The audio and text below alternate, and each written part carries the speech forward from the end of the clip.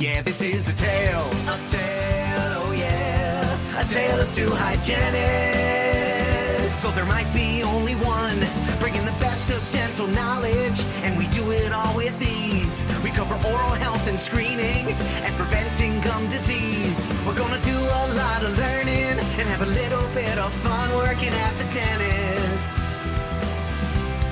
A tale of two hygienists. Welcome, everybody, to a bonus episode of A Tale of Two Hygienists. This episode is part of a special series we're doing in conjunction with Cellerant Consulting Group and their Best of Class Hygiene Award winners. If you're not familiar with this, here's just a little bit of background. Since 2009, there has been a special committee of clinicians that would evaluate as many products and technologies as they could. And the best of the best would be winners of an annual award called the Cellerant Best of Class Technology Award. Now, these clinicians, they were not compensated for their efforts in this evaluation process, which is a really important point because it led to an unbiased, nonprofit, and kind of a transparent process. So realizing, though, that the everyday dental hygienist could also benefit from such a model, Dr. Lou Schumann developed an additional branch for hygiene. So for this special series, our plan is to highlight one winner each episode and dig a little bit deeper into why they won the award. So for our second episode in this series, we will be talking about EMS. And if you're a longtime listener, then this is going to feel very familiar. But EMS, for those that haven't heard of it, is a company that brings us GBT, or guided biofilm therapy, which you might have seen in some of the social media groups or talked about at the conferences or wherever. So on today's show, we're going to be highlighting them and why they won the award for Cellerant's Best of Class Hygiene. A tale of two hygienists. Welcome, everyone. We are joined today by Dr. Sarah Balaster and Katie Schiller. Thank you so much for being on. EMS has been on the podcast multiple times before. It's a fantastic company doing amazing things for our patients. So if you guys don't mind, we'll start off by just introductions. Doctor, if you don't mind letting us know who you are. Thanks, Andrew. I'm Dr. Sarah Balaster. I'm a board-certified periodontist, and I also act as Chief Dental Officer of Specialty and Hygiene for Dental Care Alliance. I also enjoy the privilege of practicing once a week in an allied practice as a periodontist with Katie Schiller, my hygienist, who's here by my side, and I'll let her do the honor of introducing herself. Okay. Thank you so much. My name's Katie Schiller. I am a clinical dental hygienist and the training and development coordinator for Dental Care Alliance. I'm also a trainer for EMS, for guided biofilm therapy.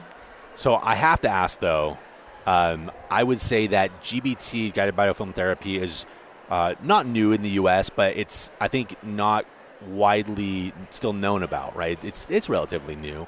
How did you all get interested or excited about it, and how did you guys implement it in your practice? So Katie actually brought GBT to my attention as a provider, so I'll let her share that story, and I'm so grateful that she did. So I was at the Yankee Dental Conference back in January of 2020, pre-pandemic, and I got to do a test drive of the AIRFLOW Prophylaxis Master unit, and I absolutely fell in love. I was like, wow, this is really the game changer. We have to implement this into our practice. It's just going to bring whole body health care to the forefront, linking the perio-systemic link, and it's just going to change the way we treat our patients. And not only that, but the ergonomic comfort level for the clinician as well. Just absolutely awesome. So let's go back to that day when you first had it, okay? And so you're test driving that, meaning it happened on you, or you did it on a mannequin? Yes. So I got to utilize the AIRFLOW Prophylaxis Master unit on a typodont right at the show. And that was it for me. I was just like, this is awesome. Like, this is it. This is it. One. Yeah. And then can you describe for the listeners the first time you had it on you? What did it feel like? What was like, oh my gosh, this is amazing? So I have a little bit of sensitivity, and I never wanted the Cavitron on me because we all know it's not the most comfortable. But with the AIRFLOW Prophylaxis Master unit, GBT utilizes warm water. There's a heating element within the unit, which is unbelievable. So I had zero sensitivity, which was the first time ever using an electric scaler type unit on me as the patient, and I just was like, wow, this is really it. Yeah. So you had this great experience working on a Typodon, and then you brought it back to doctor. How did that pitch go? I just got to know. So, of course, Doctor's laughing. I was really, really jazzed and excited about it. And I was like, hey, doc, so I found this really amazing new technology from Switzerland, and it's really, really going to change the way we treat our patients. And there's so many benefits. The inflammation factor for sure is going to be one of our top for our perio patients. And I said, can we please look into this? Because I would really, really love it. Coming, post-pandemic now, we were so backlogged with our patients. I was just like, if I had this, I would really consider doing a double hygiene or assisted hygiene model for my patients. That's a great selling point, by the way. Good job. Yeah. Good job, Katie. Yeah, she really leaned in on that one. But I have to be honest, every time I hear about new technology, I'm hesitant. Sure. And a lot of providers are. Is this another gimmick? Is this another thing that I'm going to buy and it's going to sit in the box and collect dust in my practice? But the more I looked into what guided biofilm therapy is, learned more about the AIRFLOW Prophylaxis Master, and took time to listen to my hygienist, I saw that it was in line with everything I stood for as a provider and stood for as a periodontist. Guided biofilm therapy focuses on removing the etiology of the disease. And when we focus on removing the etiology of the disease, we are elevating ourselves and elevating our hygiene team to be oral health care providers and no longer be tooth cleaners. So I'm so grateful that Katie was persistent. And of course, I dismissed it multiple times, but her persistence really, really paid off because we took the time to reach out to EMS and learn more about it and eventually pilot 1 unit, 2 units. We piloted 2 units in our practice for an assisted hygiene model. Wow. And I'm just, it took off from there. I became so enthralled with GBT that I became a KOL for EMS myself. That's incredible. So, doctor, let me ask you this. So, you have to take that leap of faith. When did you, from that first patient, was it when they came back for a recall that you're like, okay, like this is for real, like I get it? Or were you pretty much there with like the science and the evidence and, the first application on the first patient that you guys had in your practice? I'm a science person. As a periodontist, we really love our literature, and it was reading the science and learning about the effects of erythritol and learning about the Swiss Dental Academy and all of the literature that they have and what's available for providers to educate themselves on was so impressive. I really, really was impressed by it being an evidence-based practice. So I was, what you asked, I was sold from the beginning, and then the feedback from the patients and the feedback from Katie as a provider was just extra for me. It was the cherry on top that the patients loved the warm water. It was the cherry on top that it's more ergonomic and more comfortable, especially post-pandemic. You've got a paper garbage bag that you've pushed your arms through that's tied to your waist. You've got loops, 2 masks, a visor, a this, a that. You feel like that starfish baby in the snowsuit. Yeah. So anything that could help the hygienist practice better and be more comfortable, I was willing to do. I like your visualizations, doctor.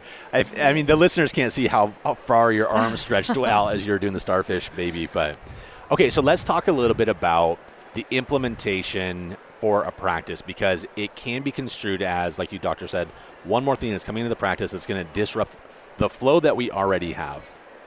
So what did you do to not let it impact your time blocks that you have for a patient? Like how do you implement it? You just plug it in and get to go? I'm gonna lean on Katie for that one because she's the one who actually has boots on the ground for this. So when we receive our unit, we do a site inspection with your dental technician. They come check to make sure your compressor is good to go, make sure there's no air or water leaks in your lines at all. We set it to 87 PSI dynamic. That's a very specific setting that the units need to operate efficiently. From that moment, once you're installed, you clip in your water and air unit, your air and water lines right into your chair, and distilled water, erythritol powder, and you're ready to go. It's very, very simple setup. It's not, you don't need a lot of extra equipment. It's really just the AIRFLOW Prophylaxis Master system, distilled water, clip in, and you're working. But the fact that, there's even steps about getting the PSI right, and like even that kind of stuff doesn't happen. You get a new, Cavitron unit, like there's like, here's the unit, good luck. Right. Like there's still so much more care going into what you all are doing for the clinician, because this is a new thing and they need that extra step, and that's awesome that you do that. Do you mind if we talk a little bit about GBT? I know on the podcast we've talked about the steps before, but I think we've had a huge influx of new listeners lately. I think it's nice to have that refresher course. What are the few or the most important steps, or the beginning steps, I should say, for GBT? So when we're starting GBT, the most important steps are assess, disclose, and motivate. Once we establish those first 3 steps, we're just replacing Cavitron, hand scale, and cup polishing with AIRFLOW, PerioFlow, and Piezon. And then at the end, we go into, we're checking our work and recalling our patient. What goes into the assessment phase? Assessment is updating our perio charts, updating our full mouth series of x-rays or whatever x-rays are needed for that appointment, and doing a very thorough exam. So it's working with your doc and the protocols in your office to make an accurate diagnosis for the patient. So when we talk about assess, it's a catch-all for assessing the patient's overall health, doing a risk assessment, caries risk assessment, perio risk assessment, and making a diagnosis. That way the care that you're giving to your patient is tailored to their needs. Yeah. Interesting next step, disclosing. I don't think many people have disclosed since hygiene school. So tell us a little bit more about the importance of it, but also like what products do you guys use for disclosing? So my favorite right now is either HurryView 2 disclosing swabs, which are preloaded with disclosing agent. I love the 2-tone, so it shows new biofilm versus older biofilm. And there's also 2-tone bottle that I forget who makes it, but really great product as well. Young Innovations. Thank you.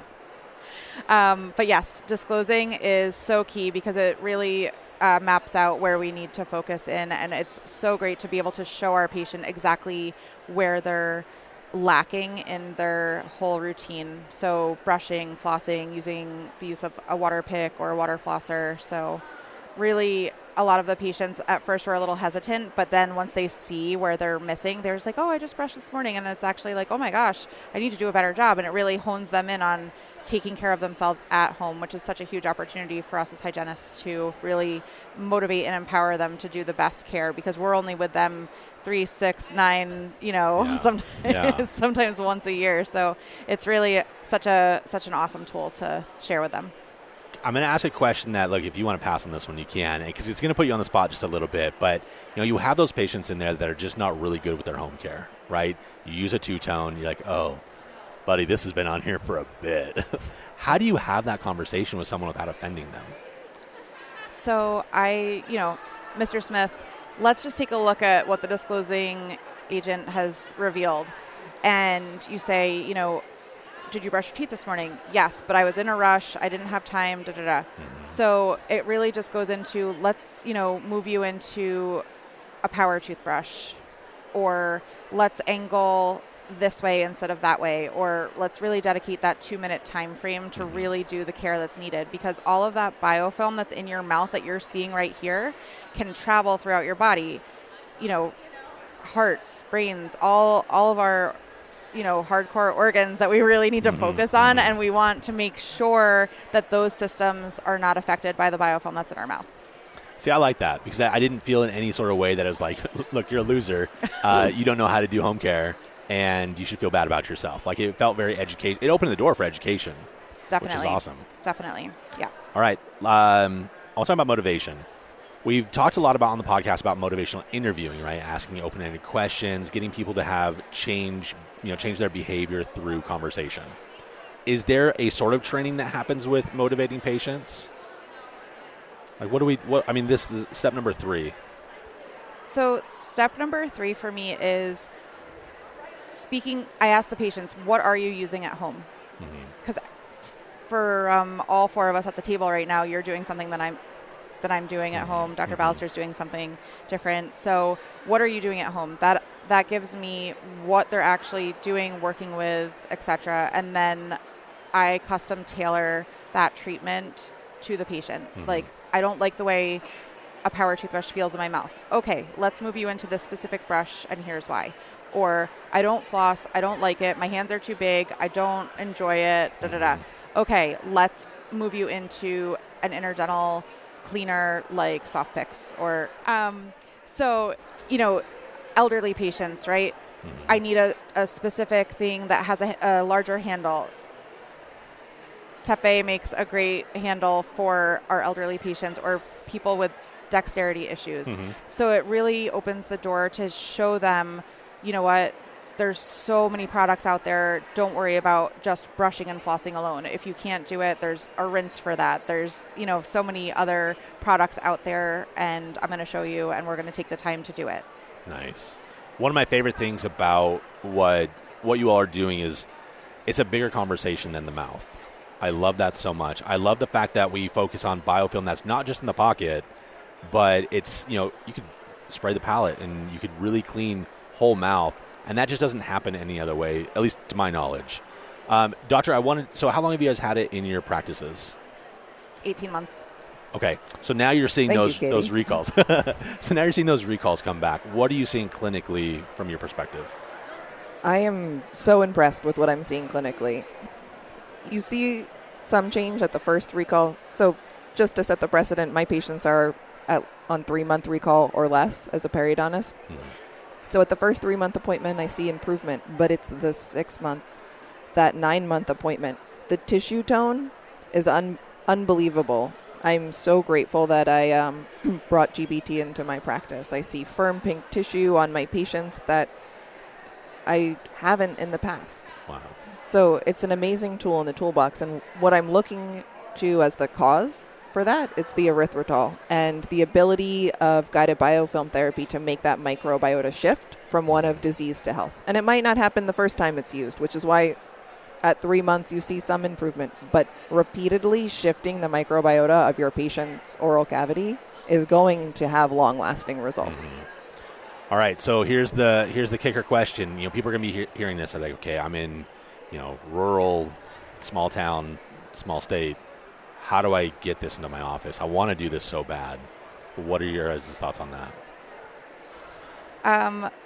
My advice would be to contact EMS directly. EMS has their website. It's www.ems-dental.com. And their service is world-class. If you have any specific questions in the U.S., you can email Melissa Obrotka at mobrotka@ems-na.com. And she is the GBT education manager for the States. So she would love to. And our listeners have heard her. We love her. Oh, yeah. Like, she's a fan favorite. So that's excellent. That's a good number. Yes. And I'm just so thankful for EMS creating this unbelievable, game-changing unit for us as hygienists to care for our patients, because bacteria and viruses are changing, ever-changing. And it's about time that we have changed our systematic way of treating disease with the highest level of care, and that is GBT, for sure. Awesome. Thank you so much both for being on. Any last thoughts or questions before we close this one? You guys are good. It's okay. I think we're good. I think Katie touched on everything that I could have missed. Perfect. Yeah. So thank you so much. Thank you. Yeah, this is a tale, oh yeah, a tale of two hygienists. So there might be only one, bringing the best of dental knowledge, and we do it all with ease. We cover oral health and screening, and preventing gum disease. We're gonna do a lot of learning, and have a little bit of fun working at the dentist. Tale of Two Hygienists.